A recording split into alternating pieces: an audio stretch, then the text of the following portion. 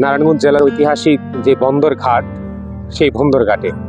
এই বন্দর ঘাটের নানা দৃশ্য আপনাদেরকে দেখাবো, আপনারা দেখে চমৎকৃত হবেন।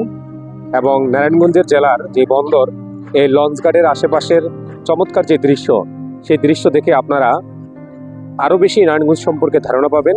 চমৎকার একটি পরিবেশ, এর পাশেই শীতলক্ষা নদী। এই নদীর পাশ দিয়েই যে নারায়ণগঞ্জ জেলার বিভিন্ন ঐতিহাসিক যে কর্মকাণ্ডগুলো ঘুরে থাকে, ব্যবসায়িক লেনদেন, মাছঘাট, বন্দরের একেবারেই মাছের আড়তের পাশে বাম পাশে এই চমৎকার একটি নদীর পাড়ের রাস্তা, চারপাশে নারিকেল গাছ। এই নারিকেল গাছের পাশেই বিভিন্ন বয়সী মানুষ, স্কুল কলেজ থেকে শুরু করে বিভিন্ন ধরনের মানুষ এখানে এসে আড্ডা দেয়।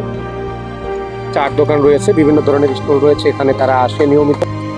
যে এই পাশে বিভিন্ন ধরনের মানুষ স্কুল কলেজ শেষে বা স্কুল কলেজ ফাঁকি দিয়েও কেউ কেউ এখানে আসে এবং তারা এই জায়গায় ফুচকা, চা, চটপটি থেকে শুরু করে নানা ধরনের জিনিস তারা এখানে এসে খায়।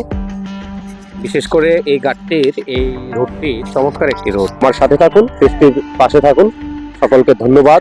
সবাই ভালো থাকবেন এবং সুস্থ থাকবেন।